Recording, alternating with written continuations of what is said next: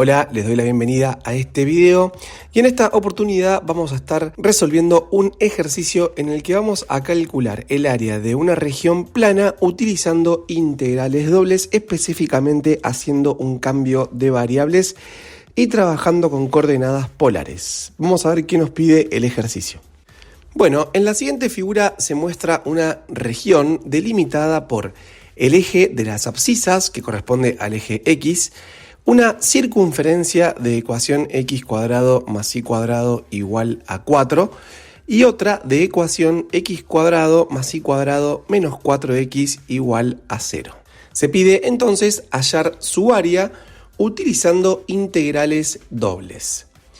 En primer lugar, recordemos que el área de una región plana se calcula utilizando una integral doble en la cual ponemos como función o campo a quien vamos a integrar, es decir, como integrando, al valor constante 1. Así que el área de esta región va a ser la integral doble sobre el recinto A de justamente 1. Y esto es porque estamos calculando un área. Bueno, por empezar vamos a ver que esta circunferencia que estamos señalando tiene como ecuación x cuadrado más y cuadrado igual a 4. Y esto es muy sencillo de determinar, pues se trata de una circunferencia que tiene centro en 0, 0 y radio de longitud 2. Por lo tanto, la otra circunferencia va a ser quien tenga ecuación x cuadrado más y cuadrado menos 4x igual a 0 y que tiene centro en 2, 0 y radio 2.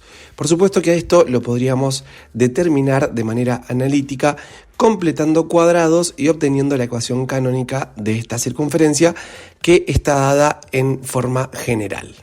Bien, anteriormente ya hemos trabajado con recintos del plano y hemos trabajado con dos tipos de vistas diferentes con el objetivo de determinar sus extremos de integración.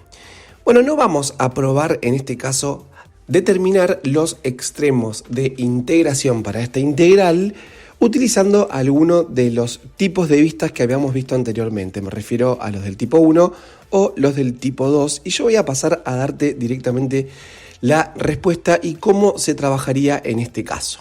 Pero vamos a hablar del por qué.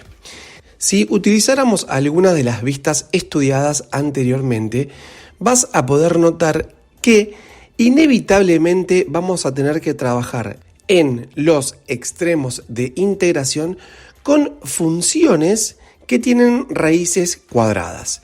Y esto se debe muy claramente a que en la ecuación de una circunferencia tanto la variable x como la variable y están elevadas al cuadrado, cosa que no pasa, por ejemplo, en una parábola. Con lo cual, si escribimos a x en función de y o a y en función de x, claramente no vamos a poder deshacernos de esa raíz. Y resulta que si nosotros fuéramos expertos en el cálculo de integrales, lo podríamos hacer tranquilamente al problema sin necesidad de hacer lo que vamos a hacer a continuación. Pero a veces esas integrales se complican porque hay que utilizar sustituciones muy específicas y por lo tanto tener un grado alto de conocimiento en la resolución de integrales. Y entonces vamos a mostrar a continuación lo que sucede en este caso. Por esto que les acabo de explicar, vamos a decir que este recinto es un recinto problemático. Entonces yo le voy a llamar recinto problemático a aquel cuya frontera, o al menos una parte de su frontera, se corresponda con arcos de circunferencias o con circunferencias. Como podemos ver en este caso con el recinto que estamos trabajando, que justamente tiene 3 regiones que constituyen su frontera, 2 corresponden a una circunferencia y una a un segmento recto.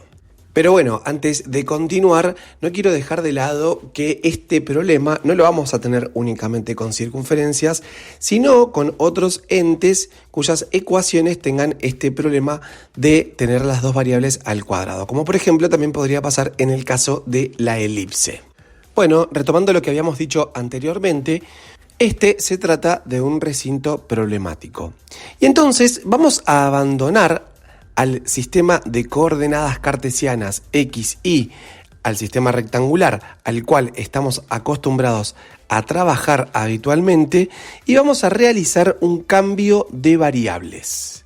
Nuestro objetivo al realizar un cambio de variables es calcular esta integral doble de 1 que nos habíamos planteado originalmente y que estaba planteada en coordenadas cartesianas como otra integral doble equivalente en un nuevo sistema de coordenadas. Justamente esta equivalencia la da lo que se conoce como teorema del cambio de variables. Bueno, yo les voy a mostrar a continuación cuál es el nuevo sistema que vamos a utilizar y mejor aún cuál es la relación que guarda con el sistema de coordenadas cartesianas. Y es el siguiente. Si nosotros a x le llamamos 0 más ρ por coseno de θ y a y le llamamos 0 más ρ por el seno de θ, acá vamos a ubicar un punto que es un punto P de coordenadas x, y. Resulta que puede deducirse fácilmente utilizando relaciones trigonométricas simples que ese valor ρ que tenemos en esa expresión que escribimos coincide con la distancia desde el origen hacia el punto que estamos considerando. Y θ le llamamos al ángulo que se forma entre el versor y, es decir, el sentido positivo del eje x, y la línea que une justamente el punto 0, 0 con el punto P en cuestión. En definitiva, lo que estamos haciendo es esto. A ese punto P que hemos marcado, en lugar de identificarlo con sus coordenadas rectangulares, que en este caso, por ejemplo, son más o menos 2,40 y algo, 1,40 y algo, lo vamos a identificar unívocamente con estos dos valores nuevos, ρ y θ, es decir, con la distancia desde el origen hacia el punto y ese ángulo que habíamos mencionado. Si ustedes ya estuvieron viendo algo sobre este tema, se preguntarán por qué yo escribí 0 y 0 al lado de x e y. Bueno, esto lo hice a propósito porque el punto de coordenadas 0, 0 representa lo que se llama polo para este cambio de variables. Y quiero aclarar que nosotros podríamos trabajar utilizando cualquier punto del plano como polo para nuestro cambio de variables, pero lo vamos a hacer generalmente utilizando al origen. Así que entonces nuestro cambio de variables será el que se muestra a continuación. X igual a ρ por el coseno de θ y igual a ρ por el seno de θ. Esa es la equivalencia entre ρ, θ, x, y. Bueno, ya habremos visto que hay una matriz que se llama matriz jacobiana y que está formada por derivadas parciales. A esa matriz, si se le calcula su determinante, se obtiene lo que se llama jacobiano. Y lo que vamos a escribir a continuación es el valor absoluto del jacobiano, que en este caso, para este cambio de variables, nos da siempre ρ. Si bien lo podemos probar, ya sabemos cuando trabajemos con coordenadas polares que tenemos este valor que es ρ y que ya les voy a decir para qué lo vamos a utilizar. Este cambio de variables con el que nosotros estamos trabajando y estamos describiendo corresponde a lo que se conocen como coordenadas polares. Y nuevamente quiero aclarar que las coordenadas polares y este cambio de variables no es el único cambio que existe para integrales dobles. Podríamos trabajar, por ejemplo, con coordenadas elípticas, con coordenadas triangulares, etc. Para cada uno de esos cambios habría que variar el valor absoluto del jacobiano y, por supuesto, cómo se describen x e y en cuanto a la equivalencia con el sistema en coordenadas cartesianas. Pero es cierto que coordenadas polares es el sistema más utilizado, así que es el que vamos a usar también en estos videos con mayor frecuencia. Anteriormente yo les había mencionado el teorema del cambio de variables. Este teorema establece lo siguiente. Bueno, yo te dejo calcular esta integral doble del valor 1 para calcular el área, pero si utilizas un cambio de variable, tu recinto A, vamos a convertirlo en un recinto A' ahora, y a la integral le vas a agregar en el integrando multiplicando justamente el valor absoluto del jacobiano, y para eso lo habíamos calculado. Es decir, a esta integral que se nos pedía originalmente, ahora la vamos a calcular en coordenadas polares como la integral doble de 1 pero por ρ. Y esto lo vamos a hacer sobre el recinto de integración en coordenadas polares, que es un recinto equivalente a coordenadas cartesianas, pero que va a tener otra forma diferente en cuanto a los extremos de integración. Bueno, vamos a hacer lo siguiente a continuación. Como nosotros ya nos vamos a olvidar de las coordenadas cartesianas, no tiene mucho sentido que hablemos de las ecuaciones de estas dos circunferencias en términos de x e y. Con lo cual, lo que voy a hacer ahora es obtener las ecuaciones de estas dos circunferencias, pero en coordenadas polares. Miren, fíjense este cálculo auxiliar. Voy a tomar la primera ecuación de la primera circunferencia, x cuadrado más y cuadrado igual a 4. Y utilizando la equivalencia entre ambos sistemas que estamos mostrando en la pantalla, vamos a reemplazar a x por rho coseno de tita y a y por rho seno de tita. Esto que voy a hacer a continuación lo vamos a hacer por única vez. Entonces nos queda rho por coseno de tita al cuadrado más rho por seno de tita al cuadrado igual a 4. Realizando propiedad distributiva de la potencia respecto del producto, obtenemos rho cuadrado por coseno cuadrado de tita más rho cuadrado por seno cuadrado de tita igual a 4. Noten que en el primer miembro tenemos como factor común rho cuadrado, así que a esa expresión la vamos a escribir como rho cuadrado por coseno cuadrado de tita más seno cuadrado de tita igual a 4. Y el factor que me queda en el primer miembro y que es coseno cuadrado de tita más seno cuadrado de tita corresponde a una identidad trigonométrica que bien conocemos que eso vale 1, con lo cual vamos a obtener rho cuadrado igual a 4. Bueno, si de acá obtenemos el valor de rho, podemos encontrar entonces la ecuación de la primera circunferencia. Es verdad que esto tiene como soluciones rho igual a menos 2 y rho igual a 2. Pero, dos cuestiones. Si bien cuando se plantea el sistema de coordenadas polares se nos pide que rho sea positivo porque se trata de una distancia, sí es verdad que se extiende para el caso en que rho sea negativo. Pero vamos a utilizar el valor rho positivo, entonces la ecuación de esta circunferencia será en coordenadas polares, rho igual a 2.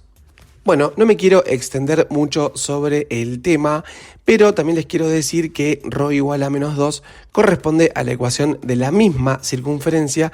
La diferencia es cómo se origina. Rho igual a menos 2 comenzaría originándose desde el punto que está más a la izquierda de la circunferencia, pero necesitamos tomar el punto que esté más a la derecha, que se corresponde con el tita igual a 0 grados. Por eso elegimos el valor positivo. Por otro lado, fíjense que es bastante lógico obtener esta como ecuación de la circunferencia, porque si rho significa la distancia que hay desde el origen hacia los puntos que forman parte de la circunferencia, noten que todos los puntos de la circunferencia tienen la misma distancia hacia el punto 0, 0 que vale 2, es decir, rho igual a 2. A continuación vamos a hacer lo mismo con la segunda circunferencia, copiamos su ecuación, x cuadrado más y cuadrado menos 4x igual a 0. Ya sabemos que x cuadrado más y cuadrado en este cambio de variables, y esto de ahora para siempre, lo podemos reemplazar por rho cuadrado, ahí lo escribimos, y luego escribimos menos 4 por, y en lugar de x tenemos que escribir rho coseno de tita, igual a 0. Ahí vamos a poder sacar factor común rho y tenemos rho por rho menos 4 coseno de tita igual a 0. Finalmente, esta ecuación tiene dos soluciones, que rho sea igual a 0 o que rho menos 4 coseno de tita sea igual a 0.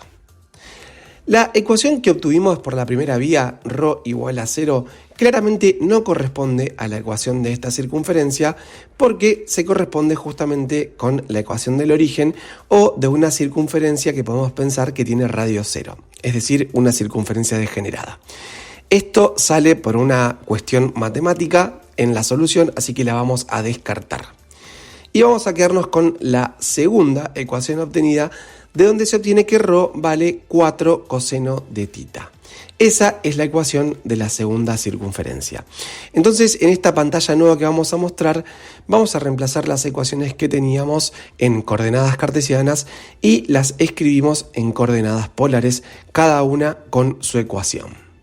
Bueno, este video se puede hacer un poco largo, pero en realidad me interesa mucho describir en qué consiste este sistema nuevo de coordenadas polares con respecto, ¿no?, a lo que habíamos estudiado anteriormente, que era un sistema de coordenadas cartesianas. Entonces yo les quiero mostrar una cuestión que a mí me resulta muy práctica para determinar los extremos de integración, que recuerden siempre que resulta ser la parte más complicada o por lo menos el primer obstáculo. Cuando nosotros trabajamos en coordenadas cartesianas y realizamos una vista del tipo 1, nuestra mirada se está poniendo como el ojo que estoy dibujando en la pantalla. Y los datos deben ingresar a nuestros ojos en ese sentido.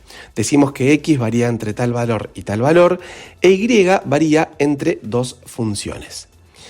Para las miradas del tipo 2, nuestros ojos están colocados a la izquierda de la figura.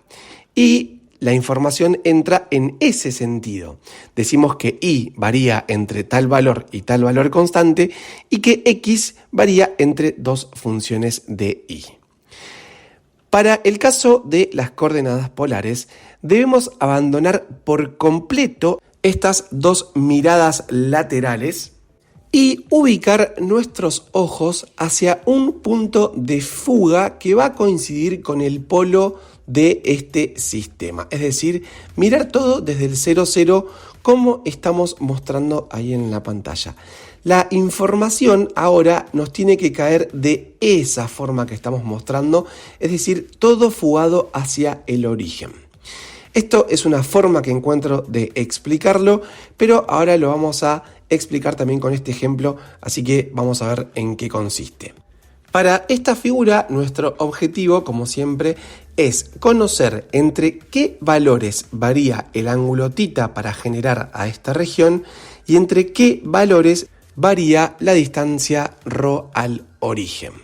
Para determinar los valores del ángulo, siempre tenemos que comenzar con el ángulo que esté más cerca del ángulo de 0 grados, que corresponde al sentido positivo del eje X, sea este positivo o negativo.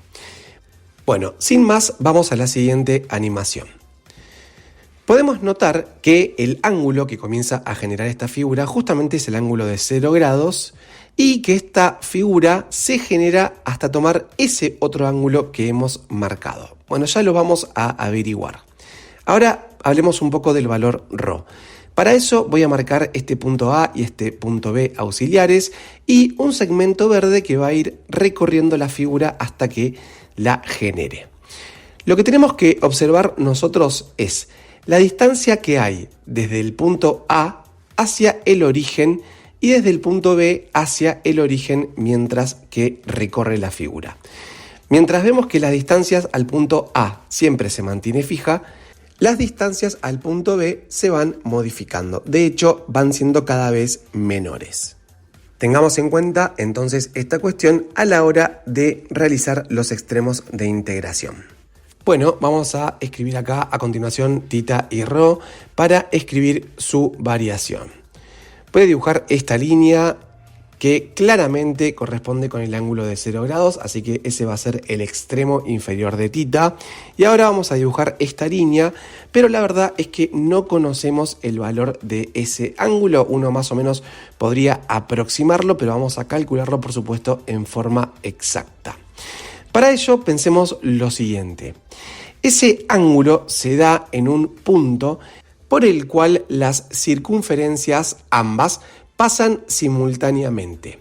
Entonces podemos razonar que en ese punto se da que el valor de ρ para la primera circunferencia coincide con el valor de ρ para la segunda circunferencia. Así que analíticamente vamos a hacer eso. Igualamos en cálculos auxiliares las ecuaciones de las circunferencias y tenemos 2 igual a 4 por el coseno de θ. De acá es fácil darse cuenta que el coseno de θ es un medio y entonces θ es el arco coseno de un medio que corresponde al ángulo de 60 grados o, como lo tenemos que trabajar nosotros, en sistema radial pi sobre 3. Bueno, ese es el ángulo que vamos a poner como extremo de integración superior para el ángulo θ, pi sobre 3. Y ahora veamos la cuestión de la variación de ρ.